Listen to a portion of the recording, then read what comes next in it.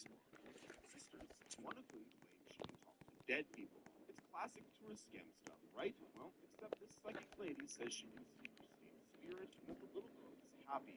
Laura's thrilled, but John thinks it's bullshit. But here's the thing, John starts seeing stuff too. Little glimpses of a small figure in a bright red coat, just like the one Christine was wearing when she died. At first, it's just flashes in his peripheral vision, but then he's actively chasing this figure through Venice's maze of streets and bridges. Psychic warned Laura that John's life was in danger, but she obviously ignores because men never listen to warnings about anything. Why? We're men. We're kind of designed to be dumb. He's too busy having what he thinks are profound spiritual encounters with his dead daughter.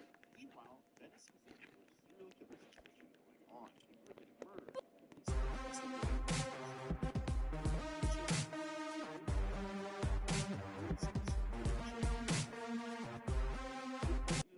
Building, he's expecting some kind of cheerful reunion with Christine's ghost. Maybe she'll give him closure, tell him it wasn't his fault, all that boring healing stuff you see in the movies. Instead, the figure turns around, and it's this hideous old woman with a knife.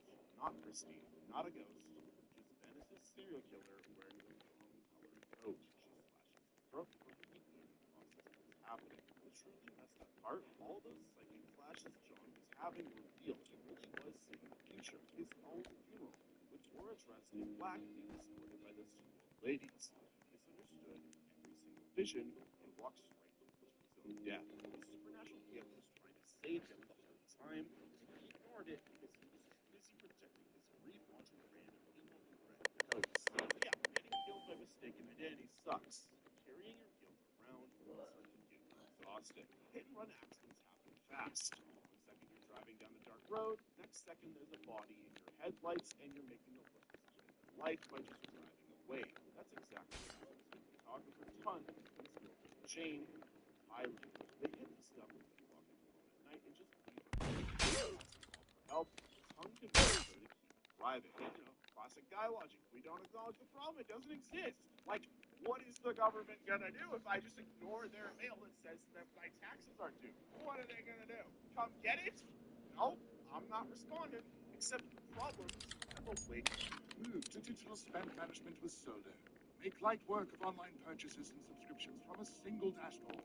And with spend tracking on company cards, rein in uncontrolled expenses. Ton starts getting these neck things that go away no matter how many documents he sees. Plus, his photos are weird. White smudges, strange shadows, and faces that shouldn't be there. Jane figures out the dead girl was named Natry, and she used to go to college with Ton. Turns out they had history. Ton had been hooking up with Natry, got her all emotionally attached, and then ghosted her completely. Real charming gentleman of the year behavior. But it gets worse. While Ton was ignoring Natry, his friends decide to do extremely bad things to her I cannot mention on YouTube. So she ends up making some very serious decisions for the trauma and the shame. When Ton and Jane ran her down on that road, they were just hitting some random pedestrian. They were finishing off someone Ton had wanted to destroy. Now, Natry's ghost is pissed and picking off everyone involved. Ton's friends start dying in mysterious ways while his neck pain gets worse and worse. He's popping painkillers like they're gummy bears and visiting chiropractors. Nothing helps. The doctor visits are getting weird though. Ton keeps weighing way more than he should. And not like he's gained any weight. His body looks the same. The scale says he's carrying an extra person's worth of mass, which should probably be a clue. Ton's not the sharpest tool in the shed, as you can tell. Finally, he figures it out when he takes some photos in his empty apartment. The pictures show Natry's ghost clinging to his back, riding piggyback style. Sitting on his shoulders. Wait. Brain dead after window, Natry's still there. Final shot shows her ghost is still perched on his back in the hospital bed, hanging on to him forever. Lily can't escape the weight of what he did to her. His guilt became a physical burden that follows him everywhere. Now, it always will. Death. Speaking of burdens, whole communities can gang up on you too if you're not too careful. Police work on remote islands must be pretty boring most of the time. Probably just noise complaints and missing cats. Maybe the occasional drunk tourist. So when Sergeant Howie gets an anonymous letter about a missing 12-year-old girl named Rowan, he figures it's a straightforward case. Summer Isle seems like your typical Scottish fishing community. It's friendly, nice, people wave when you by. Howie then starts asking around about Rowan and gets the weirdest responses. Nobody knows who she is. They've never heard the name. There's no missing children here, officer. Which is strange, because Howie has school records showing Rowan was definitely enrolled. He's got photos of her. She exists, but the entire island is acting like she never did. Then Howie starts noticing other things. The islanders practicing seriously pagan rituals, dancing, fertility ceremonies, the works. You know, being a casual devout Christian. This is what your grandma used to do back in the day. Howie's pretty horrified by all this devil worship happening in broad daylight, though. Lord Summerall runs the place, and he's got this whole speech about how sacrifice works. It's very academic, lots of historical context, but what makes the perfect offering to ensure rain drops. Howie thinks it's just intellectual stuff until he realizes Summerall's describing it perfectly. See, the island's harvest failed last year. Bad crops mean hungry winter, which means definite times call for definite measures. The islanders need a human sacrifice. They've got very specific requirements. It has to be a stranger who came willingly, someone with authority, a virgin, and a fool. Howie checks all the boxes. He's a cop from the mainland who came to give their fake letter. He's unmarried and celibate because of his religious beliefs, which is also what I said to myself. And he's definitely foolish enough to think he's rescuing a little girl when really he's walking into an elaborate trap. The whole community planned this. Every friendly smile, every helpful direction, every concerned citizen act was part of getting Howie exactly where they wanted him. Rowan was never actually missing. She-Hulk set him up, but they then burned him alive inside a giant wicker bin while singing folk songs and celebrating their upcoming harvest. Last thing Howie sees is an entire community of people who spent days being nice to him, now cheering as he screams. So, community betrayal's rough, but betraying yourself without knowing it, it's different.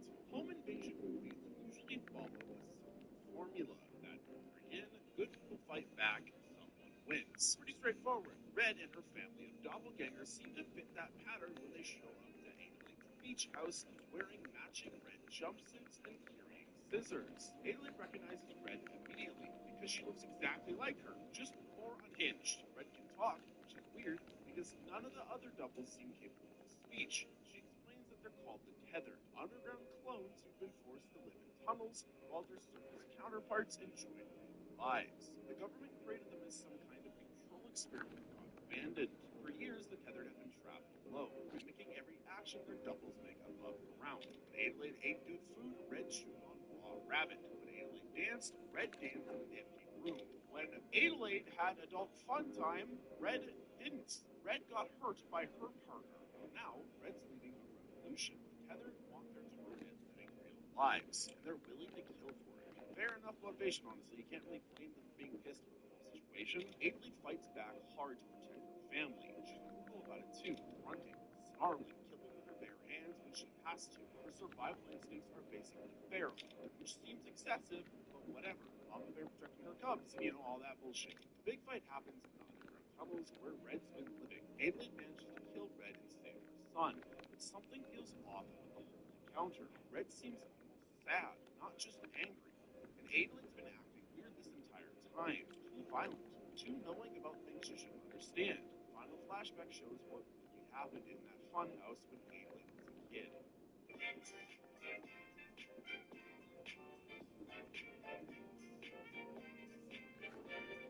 Young Adelaide can escape with her tethered double. The tethered girl won the fight, strangled Adelaide, and took her place up on the surface.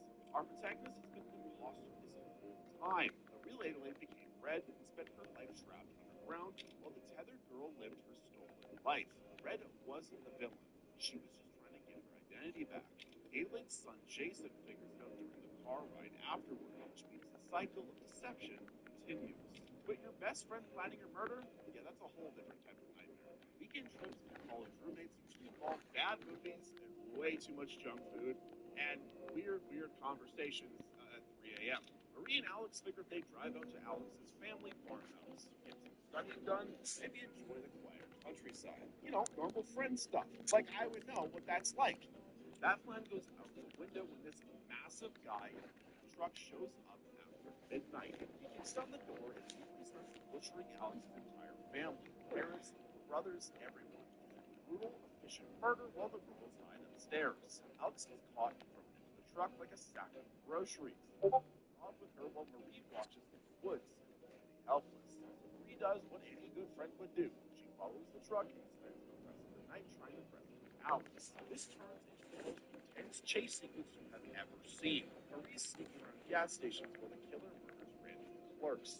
She's crawling through cornfields, hiding in greenhouses, getting closer and closer to saving her best friend from this psychopath. The whole time you're rooting for Marie because she's risking everything for Alex. She can run away, call for help, save herself. Instead, she keeps following this monster, getting into increasingly dangerous situations because she refuses to abandon her friend. So noble. Marie then finally manages to free Alex from where she's tied up in some barn. They embrace. Marie's crying. Alex is alive. It's a touching reunion. Except Alex immediately starts screaming and backing away from Marie in pure terror. That's when the movie reveals its big twist. There was never any hulking killer in a truck. Marie murdered Alex's family herself. The killer we've been watching this whole time was just Marie's split personality or hallucination covering up what she actually did. Marie's obsession with Alex drove her completely insane. She killed everyone who would come between them and created this elaborate fantasy where she was the hero trying to save Alex from external threat. But really, Marie was the threat all along. Every rescue attempt was just Marie terrorizing Alex further while believing she was being heroic. Alex spent the entire night watching her best friend hunt her down while Marie genuinely thought she was fighting with a stranger. The movie ends with Marie in a psychiatric hospital, still reaching toward Alex in the one-way mirror, still convinced their friendship is real and beautiful. At least her madness was obvious once it was revealed, though, because some ghosts are way more subtle. Documentaries about dead teenagers are usually pretty straightforward. Family grieves, weird stuff happens, and then the mystery gets solved. Lake Mungo starts exactly that way when 16-year-old Alice Palmer drowns during a family swimming trip. Her parents and brother are devastated, which makes sense. Losing a kid destroys families. And then strange things start happening in their house. Footsteps at night, shadows begin to photographs. I don't think that shouldn't be there. Alice's brother Matthew starts capturing these supernatural events on camera. He's got photos of moving figures, video footage of movement in empty rooms.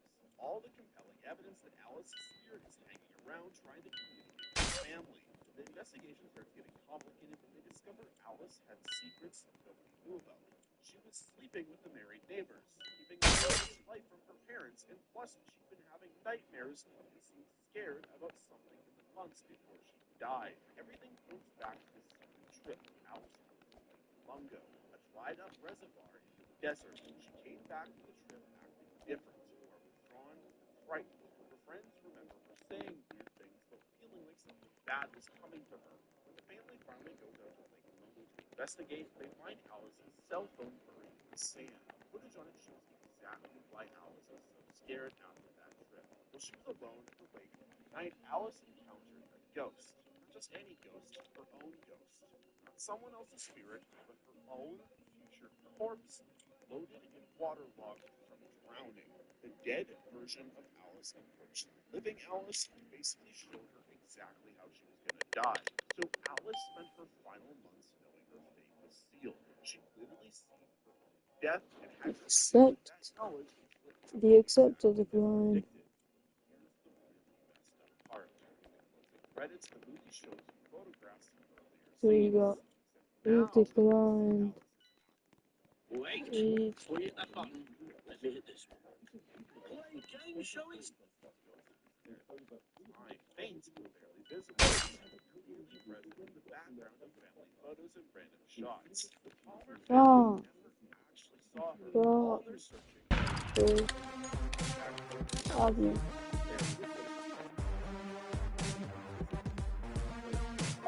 Come on, dude. Just accept. FBI officers give weird confessions all the time. I mean, that one time when I was in college, I got super drunk and I said some weird stuff to the FBI agent on the phone. But Fenton's story is something else. A guy walks in on a rainy night claiming he knows who the God's Hand serial killer is. It's his own brother Adam, who's been continuing their father's holy mission to destroy demons living in human skin. Fenton tells his whole backstory about growing up with a dad who believed God was giving him hit lists, not metaphorical demons, but actual evil hiding inside regular people. Dad would get these visions showing him someone's sins. They take his boys trips with an axe and shovels. The FBI agent listens to all of them. How he was the skeptical son who thought Dad had lost his mind. Well, Adam, though, believed every word and helped enthusiastically. When Dad eventually died, Benton thought the nightmare was over. Wrong. Adam kept running the family business. Now Benton's ready to end it by leading the FBI to where all the bodies are buried. He drives the agent out to the family property, telling stories about how Adam took each other for years based on Dad's original demon list. They get to the rose garden where the bodies are supposedly hidden. The agent's getting ready to call for backup and excavation teams. The big case is about to break wide open, except there is one problem. The man telling the story isn't actually Benton. He's Adam, pretending to be his dead brother. This FBI agent, his name was on Dad's demon list the whole time because he murdered his own brother years ago. Adam then lures the agent down to the family's old storm cellar and kills him there. Turns out the real Benton became the God's hand killer out of spite, targeting innocent people instead of the demons Dad wanted dead. Adam had to kill Benton too for going on the mission. The movie ends with Sheriff Adam shaking hands with another FBI officer, but leaning against his face. The security cameras can't get a clear shot of him. It's like divine protection is real, and Adam really is doing God's work. The gentle, tortured brother that we sympathized with was actually the cold-blooded executioner. The wrong brother ended up winning. So yeah, divine justice is terrifying, but human obsession destroys everything. 3 years since that's how long Rex has been obsessing over his girlfriend Zika's disappearance from a highway rest stop. Most people would move on by now, start dating again, except that some questions just don't get answered. But Rex can't let it go. Posters, TV shows, basically makes finding Zika his full-time job. His friends think he's lost his mind. His new girlfriend thinks he's still in love with a dead woman, and they're probably both right. Then this mild-mannered guy named Raymond approaches Rex at a cafe. He's a middle-aged family man, looks like somebody's dad. He says he knows what happened to Zika and is willing to tell Rex everything. There's a catch. Raymond doesn't just want to describe what happened. He wants Rex to experience it personally, exactly the way Zika did. Same fear, same helplessness, same ending. Otherwise, Raymond says, Rex will never truly understand what his girlfriend went through. This should be the part where Rex calls the police or runs away screaming. Instead, he agrees to Raymond's deal. His need to know what happened is stronger than his survival instinct, which turns out to be a really bad trade-off. Raymond then explains his methodology for preparing Rex's coffee. He tested chloroform dosages on his own family, practiced abduction techniques in empty parking lots, and killed Zika as part of the experiment in committing to human people without any emotional motivation. Rex drinks the coffee. He'd rather die knowingly than wondering. Thinks that breathe alive, often underground. Zika suffered 3 years ago. Then those built the only great. Oh, bro, that's right there. Ew, ew. Happy family, but Rex suffocates in the dark, finally understanding exactly what happened to the woman he loved. His obsession with finding the truth led him straight to sharing the same fate. Sometimes the answer really is worse. Women's evolution is enough. So yeah, that's quite bad. Let's talk about even more messy things. How do you meet someone new when you're a widower? Well, dating apps didn't exist in 1999, and hanging out at bars feels that your friends is just holding fake auditions for a movie they'll never make, just to meet interesting women. Is it edible? No. Is it effective? Not really, but let's find out. Shigeharu sits through dozens of actresses until Masami walks in. She's perfect, quiet, graceful, talks about how ballet taught her discipline. She has some scars on her legs from an old injury. She's vague about it. Red flag number one, though Shigeharu's not exactly regularly. Then they start dating, and everything seems normal. It's gonna take me years to get punched from. Play teacher died in an accident. Her old boss at some music company had problems too. It's just a casual conversation about her life, right? Wrong. Shigeharu's friend starts investigating Asami's background because something feels off. Music company burned down with the owner inside. Ballet teacher found dismembered. Every reference on Asami's resume links to a dead person. She wanted to die horribly. Shigeharu's already falling for her. So when Asami suddenly disappears after they spent a romantic weekend together, he's devastated. He starts searching everywhere, calling her number, basically acting like every ex-boyfriend he can to get a hint. Big mistake. Asami is not chasing, questioning she first met. What's right? Drugs she wakes up paralyzed in his apartment. Can't move, can't speak, but he can see everything. Asami's there with a bag full of needles, looking Why absolutely is it lifeless. every Wait, color promise me flaming this knife isn't the except scariest monster scene fucking ever. red, dude? Asami starts sliding acupuncture needles into Shigeharu's eyes while whispering deeper and deeper in this sickeningly sweet voice. Then she takes out a wire saw and starts removing his foot while giggling about it. Turns out Asami's been using it for years. Her thing is finding lonely guys and getting them. Is anyone asking you how satisfying you've got many power? Depended on her, then crippling them so they could never leave her. Previous victims she left in a bag in her apartment with missing fingers, his tongue, and broken feet. Shigaru's son eventually saves him by kicking Asami down the stairs and breaking her neck. Damage is done, physically and psychologically. Every tender moment they shared was just Asami evaluating how to best destroy him. Literally, how do you ever not have trust issues after going through something like that? Like, it's horrible. Torture from a lover is brutal. But discovering you're actually haunting yourself is worse. Private detective work in the 1950s meant lots of boring cases. Spouses, insurance fraud, missing persons who won't be found. So when this well-dressed guy named Cypher offers Harry Angel a job finding a missing lunar, it seems straightforward enough. Johnny Not Silver open, is dude. Don't stop. Cypher wants to track him down. Simple missing persons case. Good money, what could go wrong? Well, turns out Cypher isn't exactly a typical client. The guy's got these weird long fingernails and an unsettling habit of cracking eggs in his office. Harry starts investigating in New York, but the trail leads to New Orleans, where things get really weird very fast. Favorite dead after Harry talks to them. And these aren't natural deaths either. They're ritualistic murders that come from symbols and body parts. Also, heading rituals help you the case, right? So the vision is getting vivid, different, seeing himself participating in some kind of satanic ceremony involving a soldier's murder. The deeper Harry digs, the clearer it becomes that Johnny Favorite made a deal with the devil for fame and success. His time came due. Johnny tried to cheat by murdering the soldier and stealing his identity through some horrific ritual. Problem is, Johnny got brain damage during the process and developed amnesia. Harry starts finding evidence that makes no sense. His own dog tags in a drawer, except they're not his. Medical records that don't match his memories. Photos of himself that he doesn't remember taking. Finally, the cycle reveals the truth. Harry Angel isn't actually Harry Angel. He's Johnny Favorite. The real Harry Angel was the soldier Johnny murdered during the ritual.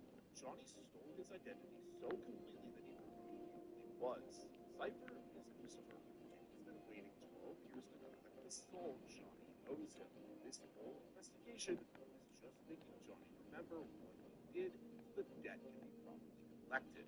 The memories come flooding back and they're horrific.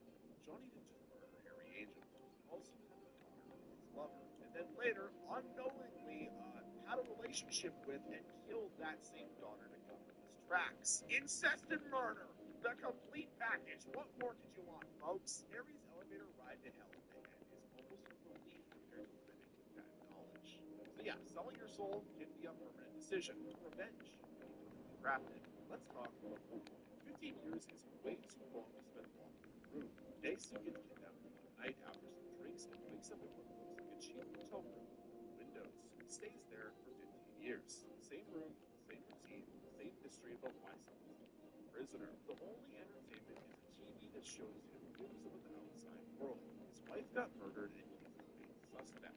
His young daughter gets adopted by a family in Sweden. His whole life just disappears while he's stuck eating dumplings and doing push-ups. Then one day, just as randomly as he was taken, Daesu gets released. He's given a suit, some money, and a cell phone. No explanation, no demands, just freedom after 15 years in captivity.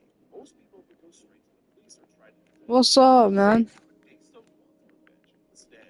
He meets this young sushi chef named Mido who helps him track down his captor. They fall in love during an investigation, which seems sweet considering how lonely and broken Daesu is after all of that isolation. Eventually, Daesu finds the guy responsible, Lee Jin, someone from his high school. Apparently, teenage Daesu saw Jin fooling around with his own sister and spread some gossip about it. The sister offed herself from the shame, and Jin's been planning payback ever since. 15 years of planning for high school gossip seems a little excessive. I guess she did take her own life because of it, so that's probably part of it. But I don't know. Rich people have too much time on their hands. Wu Jin didn't just want Daesu dead. He wanted him to suffer the same loss and humiliation that destroyed his sister. Wu Jin spent years setting up a revenge, using careful manipulation to make sure Daesu would fall in love with Mido when he brought out. Because Mido isn't just some random sushi chef who happened to help him. She's Daesu's daughter, once unadopted in the second way. Wushin brought her back to Korea and broke Mission. Save up to £201 on your home insurance. Get a £15 reward. irresistible. Daesu has been dating his own kid without knowing it. Jesus Christ. Oh my god. It is insane what some people can come up with for concepts for horror movies. That is a twist. That is the whole twist. I'm not comfortable with it. So obviously, this revelation destroys Daesu completely, because why wouldn't it? He cuts out his own tongue trying to keep the truth. Jin gets his revenge, but still offs himself afterward because he can't live with what he's done. The ends of Daesu getting hypnosis and the truth. You can see in his eyes that some part of him still remembers. The horror doesn't go away just because you try to erase it. Some scars are burned in our brains forever. So yeah, incest revenge, kinda weird. Hot take, kinda weird. But gender deception and summer camp is another thing altogether. Summer camps in the 1980s were supposed to build character and create lifelong friendships. Camp Arwok fits that description with their idea. Character building involves watching your prom queens get murdered in increasingly random ways. Angela's the quiet kid who barely talks to anyone. She's there with her cousin Ricky, who's super protective and gets violent when people mess with her. Angela won't shower with other girls, swimming, and basically avoids any situation where she might have to change clothes around other people. The other campers just think she's shy or traumatized from the road accident that killed her family when she was little. She survived and didn't. Now she's living with this weird aunt who dresses her up to make her she's a doll. Camp bullies do what they are. Angela becomes a target. Mean girl Judy picks on her constantly. Cook tries to attack her. Counselors make fun of her silence. Basic summer camp cruelty amplified by teenage hormones and boredom. God, teenagers are so goddamn mean. Why? Why do teenagers gotta be mean? Just be nice. Inside, leaflets are dying in bizarre accidents. Cook gets scalded with water. Kid drowns mysteriously. Another camper gets stung to death by bees. These could be coincidences, but the timing is awfully convenient. Everyone except Angela ends up dead. Ricky looks like the obvious suspect since he's always defending Angela and has serious anger issues. Plus, he knows all the victims and has access to everywhere the murders happened. You know, it's a classic red herring setup. By the final night, most of the bullies are dead, and Angela's found herself a boyfriend named Paul. He's a sweet kid who actually treats her nicely instead of like a freak. They plan to meet by the lake after the last game dance. The counselors find them, and Angela's sitting on the beach holding Paul's severed head in her lap, humming softly to herself. Not exactly the epic ending anyone was expecting. She stands up when they approach, and that's when everything clicks into place. Angela's naked, and she fairly clearly has male anatomy, to put it lightly. The shy girl who change clothes when you're swimming isn't actually who she says she is. The flashback explains everything.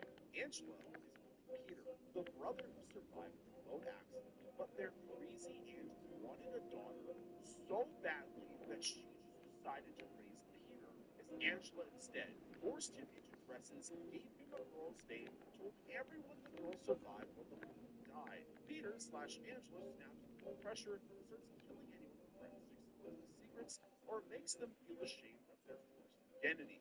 The final image of their blood-covered grin while hissing at the counselors is pure nightmare fuel. So yeah, a forced identity is disturbing, but some secrets should everyone. There are things human beings aren't supposed to know. Not government secrets or celebrity gossip, but fundamental truths about existence that would break your brain if you learned them. The secret society and martyrs spent decades trying to discover one of these truths. Their methods were exactly as horrible as you'd expect. Lucy and Anna are childhood friends dealing with trauma from Lucy's escape from a torture dungeon when she was young. Lucy's convinced she knows which family was responsible and decides to get revenge by killing them all. Turns out, she's right. Anna finds evidence in their basement that Lucy's evil heart is much bigger. The organization calls itself a philosophical research group, but their actual work involves forcing people to the edge of death. They believe extreme suffering can create martyrs, people who glimpse the afterlife before dying and can report back about what they saw. This isn't random sadism. These people are wealthy, educated, and methodical. They've been doing this for generations, carefully documenting their experiments and looking for the perfect martyr who can give them definitive proof about what happens after death. Anna gets captured and becomes their latest test subject. What follows is some of the most disturbing torture ever put on film, all in the service of pushing her consciousness to the boundary between life and death. The cult leader, Mademoiselle, explains their mission while Anna suffers unimaginable pain. After weeks of systematic torture, Anna finally reaches a state of coma. She is flayed alive. If you don't know what flaying is, basically, look at me. Now imagine me with no skin. That's flayed. She's flayed, barely conscious, hovering between life and death, and then in this transcendent moment, she whispers something to Mademoiselle about what she's seen in the afterlife. The cult members then gather eagerly to hear the revelation they've spent decades working towards. Mademoiselle walks out to address them, and without a word of explanation, she puts a gun to her head and pulls the trigger. Her last instruction to the followers: keep doubting. Anna either saw nothing after death, making all of their torture pointless, or she witnessed something so awful that Mademoiselle chose to take that secret to the grave. The cult members are left exactly where they started, not knowing what comes after death, but now they can't even stop their experiments because doubt is all they have left. Every victim they tortured, every life they destroyed, was all for knowledge that was either non-existent or too terrible to bear. So there you have it, a bunch of movies that prove the real horror happens after the credits roll. When you're lying awake at 3 a.m. realizing how much worse everything actually was. Because these movies, they don't just scare you when you watch them. They scare you long into the future. They make you think about it afterwards. If you enjoyed this video, make sure to like this video, give the video some hype. It's a new YouTube feature which helps smaller creators like me get seen more. Also subscribe to the channel for more videos just like this. If you want to watch another one of my videos, click the video on screen. That's the murderer.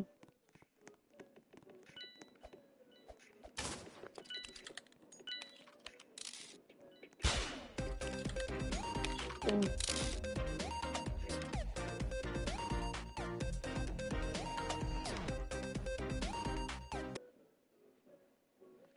You've seen the lists. You've yelled at the screen. Don't go in there, you absolute donut. But after sifting through countless cinematic demises, from splitting up to trusting the guy with one too many chainsaws, I found the one rule that actually matters. The one rule you need to follow to survive a horror movie. And it's waiting for you at the very end of this video. That is assuming you follow the next 19 horror movie rules you need to follow or you'll die. If you enjoy not being turned into a human turkey baster by some monster or something, hit the like and subscribe buttons. My dog, Flapjack, needs a new bow and tie, and apparently YouTube algorithms accepts. It's very smart. Alright, let's kick things off with something so blindingly obvious it feels almost insulting to mention. Rule number one, the buddy system, or as I like to call it, don't be an alone idiot.